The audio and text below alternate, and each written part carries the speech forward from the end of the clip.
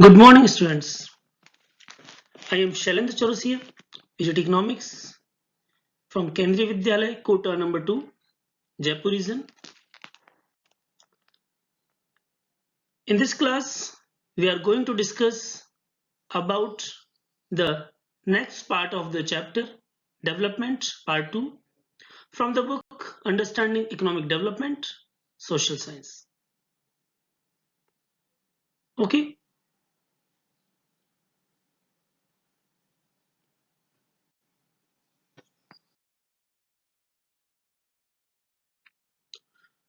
We have some contents. The first is introduction. Second one is the meaning and definition of development. Next one is the growth and development. After that, what development promises? Different people, different goals. Okay. We have already completed these contents in the previous class in part 1 of this chapter. In this class, we are going to discuss about the income and other goals, national development, how to compare different countries or states, and income and other criteria.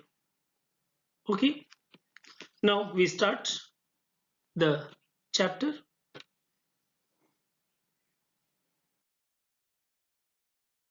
We have to understand the economic income and the other goals. Okay, भाई income की हम ये बात कर रहे हैं कि income एक बहुत इंपॉर्टेंट रोल प्ले करता है एक व्यक्ति की लाइफ में, उसको आगे बढ़ाने में, उसको डेवलप करने में. ठीक है. ओके, अपनी सारी डिजायर्स, सारी इच्छाएं, सारी जरूरतें वो किससे पूरी करता है? अपनी इनकम से, अपनी सैलरी से. वो जितनी ज्यादा होगी वो अपनी लाइफ स्टाइल को, अपने लिविंग स्टेटस को उतना ही ज्यादा इंक्रीज कर पाएगा. That is why it is noted that earning and more earning income is an important thing in our life. But the another question before us, that it is sufficient. Is it sufficient or not? Definitely we can say that income is not sufficient to betterment of our life. Okay, because some other non-economical factors are also equally responsible to develop the person. Okay, first we have taken the material things. These are completely depend of the income of the person. Okay, basically the material goods which increase our consumption level, life status like good house, AC, television, car, etc.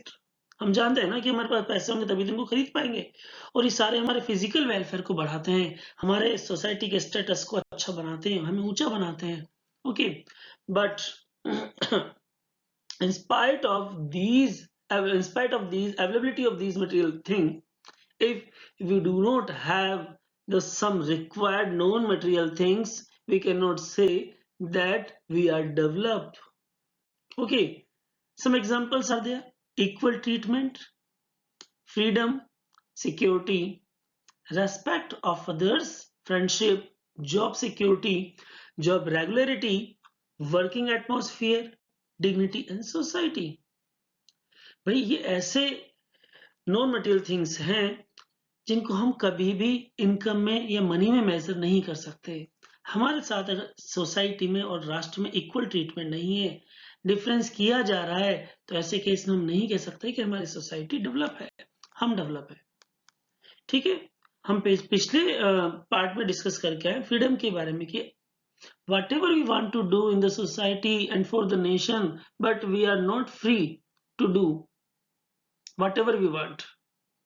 ठीक है, तो ऐसे case में हम नहीं कह सकते थे कि हम डेवलप है, क्योंकि में फ्रीडम नहीं है. इसके अलावा हम ऐसी सोसाइटी में रहते हैं जहां पे सेफ्टी और सिक्योरिटी नहीं है हमारे पास. जब सेफ्टी और सिक्योरिटी नहीं होगी तो हम कैसे कह सकते हैं कि हम डेवलप सोसाइटी. ऐसे बहुत सारे अफ्रीकन कंट्रीज के एग्जांपल हमारे पास है, सोमालिया, ठीक है, जहां पे अभी भी सिक्योरिटी सेफ्टी की बड़ी जो प्रॉब्लम है, इशू है, बहुत बड़ा इशू है। अभी भी लुटेरे सब कुछ लूट लेते हैं वहां पे। ठीक है, और भी बहुत सारी कंट्रीज हैं, हम देख सकते हैं जो अरब कंट्रीज है वहां पे कुछ इस तरह के कानून है जहां हमें लगता है कि हम सिक्योर नहीं है।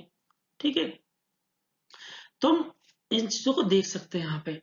इसके अलावा रेस्पेक्ट ऑफ अदर्स, अगर हमारी कोई रेस्पेक्ट नहीं करता, हम किसी की रेस्पेक्ट नहीं करते, तो जो एक अच्छे रिलेशनशिप हैं वो कभी भी डेवलप नहीं हो पाएंगे। जब अच्छे रिलेशनशिप डेवलप नहीं होंगे तो हम मटेरियल थिंग्स अवेलेबल होने के बाद भी अपने को, अपनी सोसाइटी को कभी भी डेवलप नहीं कह सकते हैं।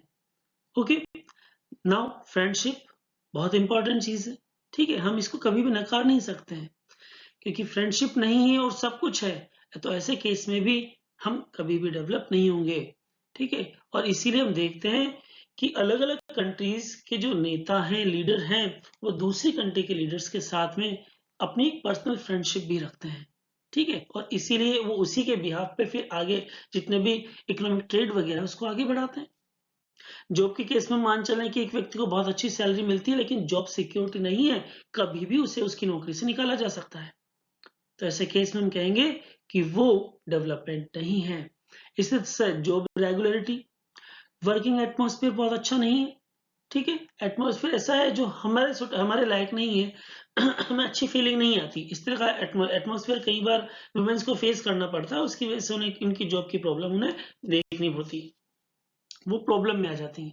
ठीक है, इसके अलावा डिग्निटी इन सोसाइटी, अगर हमारी सोसाइटी में, हमारे देश में लोगों को उनकी डिग्निटी फील नहीं कराई जाती है, उनकी सम्मान, उनकी प्रतिष्ठा उन्हें फील नहीं होती है, तो उसे हम कभी भी डेवलप नहीं कह सकते हैं। It means non material things are equally important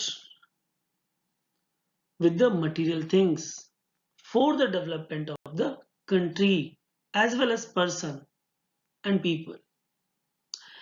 In last hence we can say that for the development people look at a mix of goals. That is why the development goals that people have are not only about better income but also about other important things in life that we have already discussed. Okay, in the head of non-material things and material things. Okay, now the next is the income and other goals. We have some questions. By giving the answer of these questions, definitely we will understand the concept of income and other goals for the development of the people and the society. What do different persons have different notions of development? Which of the following explanation is more important and why? Okay, first, because people are different, or because life situations of person are different. Yes, definitely life situations of persons are different. That is why they have different development goals. Okay, do the following two statements mean the same? Justify your answer. People have different developmental goals. Yes, all the people have different development goals. And people have conflicting development goals also. Yes, we have already discussed that one condition that is uh, better, that is beneficial for one person, it may be possible that it is destructive for the another person. Okay, now next we give some examples where factors other than income are important aspects of life. I have discussed then these are the non-material things. Okay, and explain some of the important ideas of above section in your own words. You can have your own idea, your own thinking about the ideas of the development. Okay, write it in your notebook and explain it in a group discussion program. Okay, now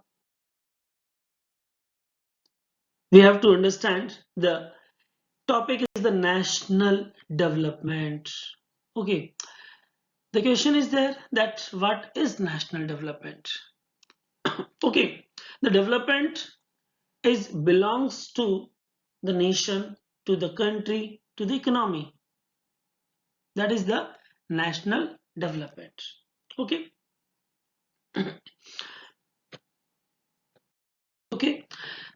concept of national development creates some questions for us, that on the basis of these questions we can understand the ideology, the idea of the national development.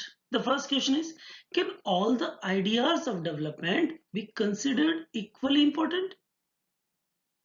It means कि जितने भी ideas हैं development के वो सारे के बराबर हैं, बराबर इंपॉर्टेंट है, उन सभी को मतलब बराबर हमें इंपॉर्टेंस देना चाहिए, सभी को बराबर वेटेज देना चाहिए। ठीक है, ये चीज हमें समझनी है यहाँ पे। इसके बाद, if there are conflicts, how does one decide that what would be a fair and just path for all? ठीक है, जब भी कोई कॉन्फ्लिक्ट्स हो, कुछ विरोधाभास हो, तो कैसे इस बात को डिसाइड किया जाएगा कि ये एक अच्छा और एक न्यायोचित रास्ता होगा सभी के लिए? ठीक है, ये कैसे डिसाइड किया जाएगा? ठीक है, कौन सा डिसीजन पूरे ओवरऑल सोसाइटी के लिए बेटर होगा, सबसे अच्छा होगा? And would the idea benefit a large number of people और ओनली अ स्मॉल ग्रुप?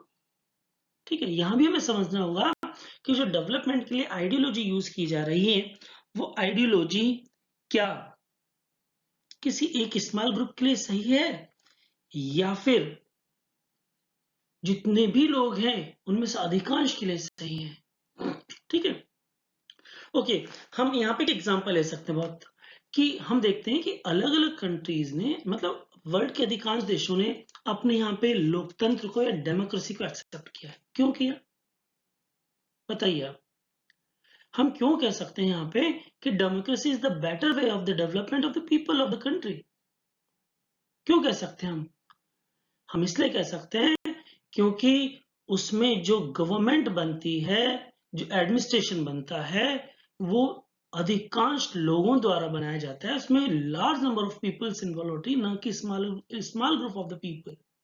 ठीक है, तो जो बहुमत होता है, ठीक है, जिसकी जब सबसे ज्यादा वोटिंग होती है, उसे ही एडमिनिस्ट्रेशन मिलता है, उसे ही पावर मिलती है, वही लीडर बनता है। ठीक है, और वही गवर्नमेंट को चलाता है ना? तो इसीलिए हम कह सकते हैं कि कुछ ऐसी आइडियोलॉजी जो किसी एक या कुछ छोटे ग्रुप को फेवर करने की जगह जितने भी अधिकांश लोग हैं उनको फेवर करे, उससे हम क्या कहेंगे, नेशनल डेवलपमेंट। तो नेशनल डेवलपमेंट के पहले हमें इन क्वेश्चंस के आंसर्स अपने तलाश करने हैं कि क्या इनके आंसर्स है, उसी के बाद हम कह सकते हैं कि this is the national development. यहाँ पे एक छोटा सा केस स्टडी में दिया हुआ है, इस केस स्टडी को पढ़ के भी चीज को समझ सकते हैं कि नेशनल डेवलपमेंट है ही क्या। Okay, discuss the following situations. Look at the picture on the right, what should be the developmental goals for such an area?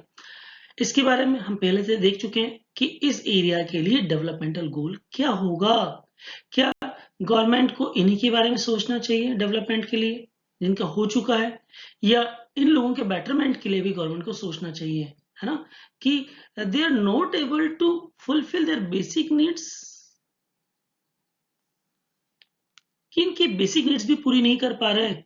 ठीक है, हम देखते हैं कि वर्ल्ड बैंक जो अपना यूएनडीपी में पॉवर्टी की डेफिनेशन देता है, उसमें वो अपना जो कच्चा फ्लोर है ना, जो अपने घर में जो फ्लोर होता है, अगर वो कच्चा है, ठीक है, तो उसे भी वो गरीबी में शामिल कर लेता है, कि जिसके पास अपना घर का जो फ्लोर है वो कच्चा है, ठीक है, जिसको बेसिक नीड्स पूरी नहीं हो रही, उसके अलावा भी बहुत सारी ऐसी चीजें हैं जो शायद दूसरे के लिए किसी की कोई मायने नहीं रखती, लेकिन उन गरीब लोगों के लिए जरूर मायने रखती है।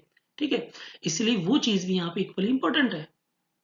ठीक है, तो अलग अलग एरिया के लिए क्या क्या अलग अलग डेवलपमेंट गोल होंगे, ये हमें यहाँ देखना है। इसके अलावा read this newspaper report and answer the question that follow. Okay, we read. The vessels dumped 500 tons of liquid toxic waste into open air dumps in a city and in the surrounding sea. This happened in a city called Abidjan in Ivory Coast, a country in Africa. The fumes from the highly toxic waste caused nausea, skin rashes, fainting, diarrhea, etc. After a month, 7 persons were died, 20 in hospital, and 26,000 treated for symptoms of poisoning. A multinational company dealing in petroleum and metals had contacted a local company to the Ivory Coast to dispose the toxic waste from its ship. तो इस newspaper के through में क्या समझ में आ रहा है यहाँ पे कि एक मल्टीनेशनल कंपनी उसने डीलिंग की एक लोकल कंपनी से कि अपना जो इंडस्ट्रियल वेस्ट है उससे डिस्पोज करने के लिए। तो उससे जहाँ डिस्पोज किया गया वो आसपास का जो सी था, सराउंडिंग सी था, वहां पे डिस्पोज कर दिया गया। ठीक है, ओपन एयर में डंप किया गया सिटी में। इस वजह से वहां के जो लोग थे वो बीमार हो गए, वो कई तरह की तकलीफें आई, कई लोग मर भी गए। ठीक है और उन्हें बहुत सारी तकलीफों का सामना करना पड़ा।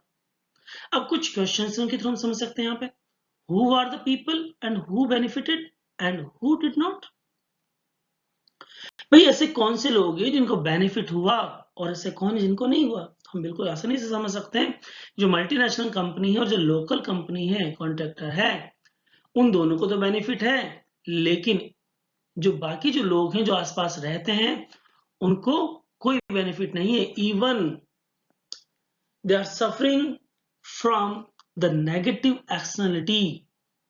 ठीक है भाई, कंपनी ने जो किया वो अपने प्रॉफिट के लिए किया, उनको प्रॉफिट हुआ, लेकिन उसका उनके प्रॉफिट का नेगेटिव इंपैक्ट और दूसरे लोगों को उठाना पड़ा। Okay, the next one is the what should be the developmental goals for this country. अब इस कंट्री के लिए डेवलपमेंटल गोल्स क्या होना चाहिए। ठीक है, वो एक अलग क्वेश्चन हमारे सामने क्रिएट कर देता है कि डेवलपमेंट गोल यहाँ पर उसके सामने क्या हो, कि अपने जो लोग हैं उनकी हेल्थ के ऊपर ध्यान देना चाहिए वहां की गवर्नमेंट को। इस तरह के जो कॉन्ट्रैक्टर्स हैं उन कॉन्ट्रैक्टर्स को बहुत जो भी जरूरी सजा है वो देनी चाहिए, उनके ऊपर बैन लगा देना चाहिए। और मल्टीनेशनल कंपनी है पेट्रोलियम की, उसके ऊपर भी बैन लगाने चाहिए और उसकी रेस्पॉन्सिबिलिटी उनको दे देनी चाहिए लोगों की हेल्थ सुधारने की। ठीक है, और इस तरह के प्रोविजंस नो डाउट हमारे यहाँ पे भी किए जा रहे हैं। ठीक है, जिसको हम बोलते हैं corporate social responsibility.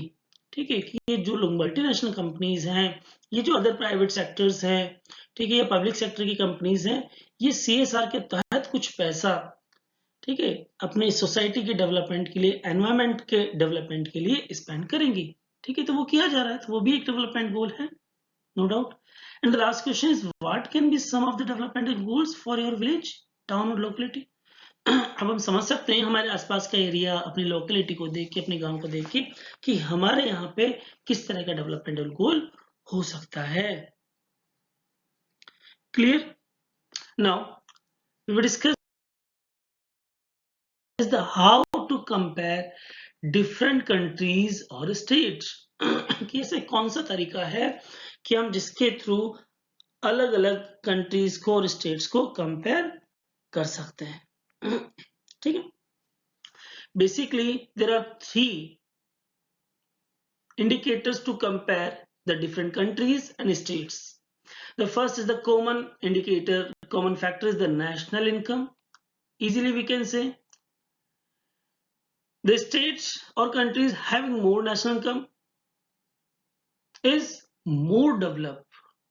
Okay, and पर नेशनल इनकम तो अपने आप में पूरा इंडिकेटर हो नहीं सकता, क्योंकि बहुत से देश ऐसे हैं जहां का नेशनल इनकम बहुत ज्यादा है लेकिन पॉपुलेशन बहुत ज्यादा है साथ के साथ ही, और इसीलिए नेशनल इनकम ज्यादा होने पर भी उसका बराबर जो बेनिफिट है वो वहां के लोगों को मिल ही नहीं पाता। और जब बेनिफिट नहीं मिल पाता तो नेशनल इनकम के ज्यादा होने का इम्पैक्ट भी अपने आप ही क्रॉस हो जाता है। ठीक है, तो नेशनल इनकम जब ज्यादा होगी, नो डाउट देश के पास रिसोर्स ज्यादा होंगे, और जो रिसोर्स ज्यादा होंगे तो वो ज्यादा प्रोडक्शन कर पाएंगे, ज्यादा सर्विसेज दे पाएंगे। ठीक है, लेकिन अब यहाँ पे जो नेक्स्ट हमारे पास फैक्टर आता है वो आता है पॉपुलेशन। उस देश की पॉपुलेशन अगर ज्यादा है तो पर पर्सन उसका जो बेनिफिट है वो डिवाइड हो जाएगा, और जो बेनिफिट मिलना चाहिए वो बेनिफिट नहीं मिल पाएगा। इसीलिए the next important thing that must included in the study of the comparison between the countries or states, that is the per capita income और average income। भाई इसके ऊपर फोकस इसलिए किया जा रहा है ना कि जिस देश की पर कैपिटा इनकम ज्यादा है, एवरेज इनकम ज्यादा है, मतलब जो वहां पे एक व्यक्ति है उसको उस टोटल इनकम में से कितना पार्ट मिल रहा है, कितना पैसा मिल रहा है।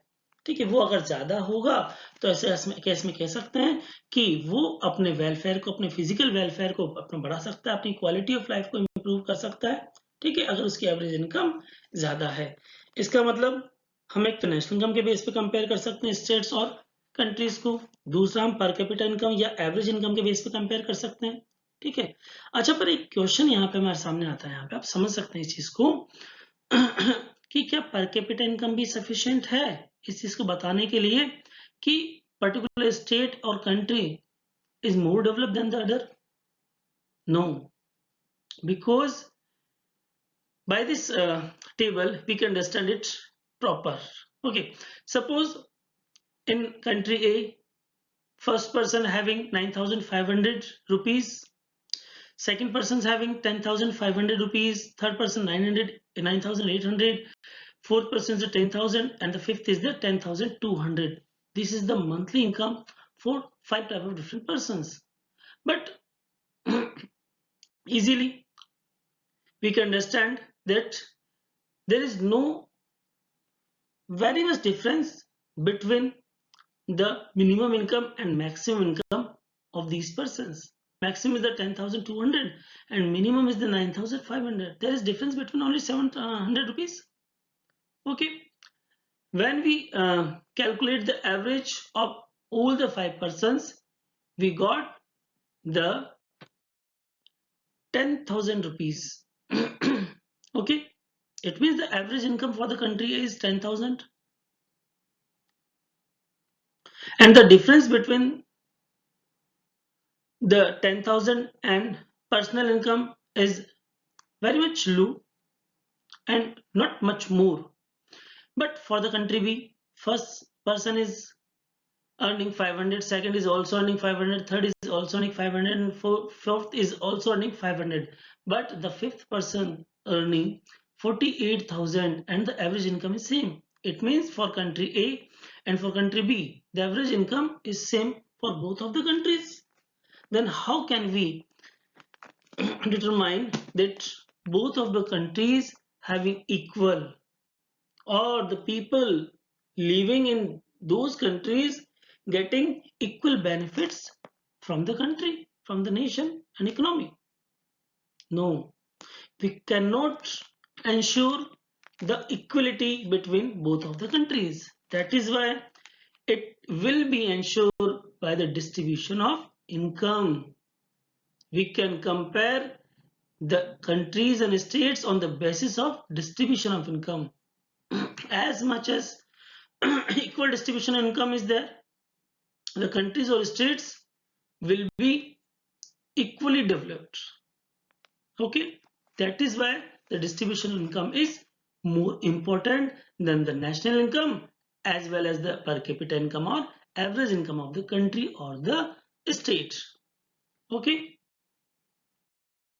there is a one criteria based on the World Development Report that which country is rich and which is poor and which is middle income country.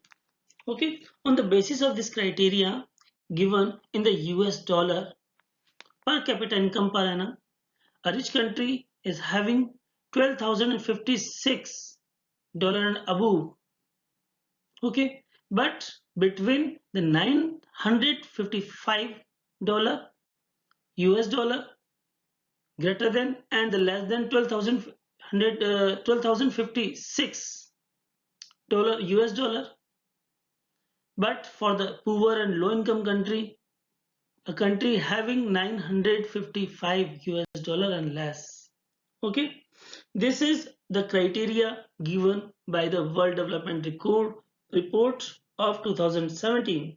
Okay, the rich countries, excluding countries of Middle East and certain other small countries, are generally called developed countries. Okay, now we discuss the other important things, income and other criteria. Okay, it means there is some another criteria also to compare the states and countries. It is not only income, it is the per capita income, it is the infant mortality rate, it is the literacy rate and net attendance ratio. भाई हमें अलग अलग states के यहाँ पे कुछ comparison दिए गए हैं, हमें समझ सकते हैं इसको बहुत आसानी से। आप देखिए हरियाणा है, वहां पे पर कैपिटा इनकम है आपकी 1,62,034 रुपीज, केरला की 1,40,190 रुपीज और बिहार की है 31,454 रुपीज ओनली। ठीक है यानी कि सबसे ज्यादा किसकी, हरियाणा की, उसके बाद केरला की, उसके बाद बिहार की।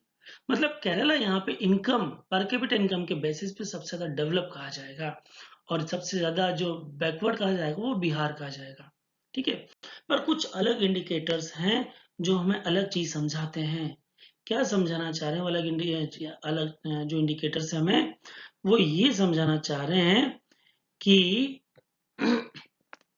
हरियाणा में जो इन्फेंट मोर्टिलिटी रेट है, ठीक है, पर हम समझ लें सबसे पहले यहाँ पे कि इन्फेंट मोर्टिलिटी रेट होती क्या है।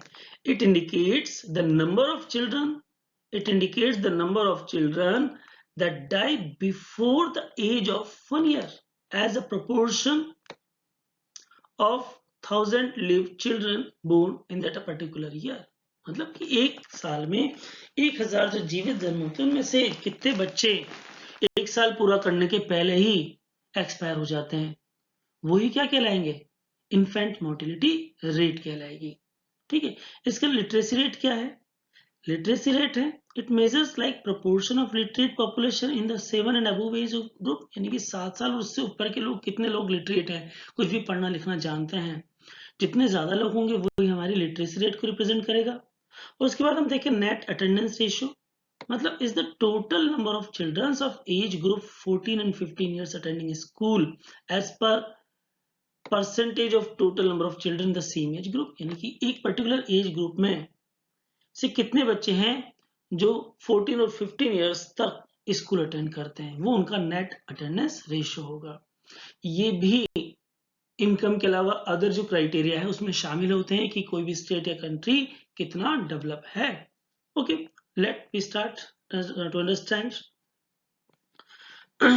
ओके, हरियाणा का हमने देखा कि जो पर कैपिटा इनकम है वो सबसे ज्यादा है, बिहार की सबसे कम है, केरल की हरियाणा से कम, यानी कि इनकम के बेसिस पर हरियाणा सबसे ज्यादा डेवलप माना जाएगा। उसके बाद हम देखें हरियाणा की जो इन्फेंट मोर्टिलिटी रेट है वो 33/1000 है। ओके, एंड लिटरेसी रेट है वो 82% है। ठीक है, और नेट अटेंडेंस रेशियो 61% है। अच्छा, अब इसका कंपैरिजन करते हैं केरला से, जहां पे इन्फेंट मोर्टिलिटी रेट ओनली 10 है, लिटरेसी रेट 94% है और नेट अटेंडेंस रेशियो 83 है। और ये सारे के सारे इंडिकेटर्स बता रहे हैं कि चाहे हरियाणा इनकम के बेसिस पे केरला से आगे हो, लेकिन जो अदर क्राइटेरिया है उन अदर क्राइटेरिया के मामले में हरियाणा केरला से बहुत ही ज्यादा पीछे हैं। ठीक है, तो हम कह सकते हैं यहाँ पे कि हरियाणा उतना डेवलप नहीं है अंदर अदर इंडिकेटर्स के बिहाफ पे। क्लियर है यहाँ पे, तो हम जो चीज जो समझ पाए यहाँ पे कि हम क्यों अदर इंडिकेटर्स को इतना इंपॉर्टेंस दे रहे हैं यहाँ पे। ठीक है, कि एजुकेशन क्यों जरूरी है, इन्फेंट मोर्टिलिटी रेट का कम होना क्यों जरूरी है, लिटरेसी रेट का ज्यादा होना क्यों जरूरी है, क्योंकि हम जानते हैं there is a positive correlation between the development and the literacy rates and the net attendance ratio of the country. Okay, मतलब कि जितना ज्यादा ये परसेंटेज ज्यादा होंगे उतना ज्यादा ही देश का डेवलपमेंट होगा। ओके,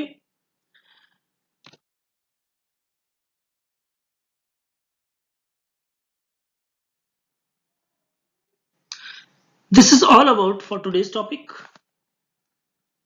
मुझे लगता है आपको अच्छे से समझ में आया होगा। ओके, तो आज की क्लास में इतना ही। In the next class we will discuss the next contents of the chapter. Once again, thank you very much.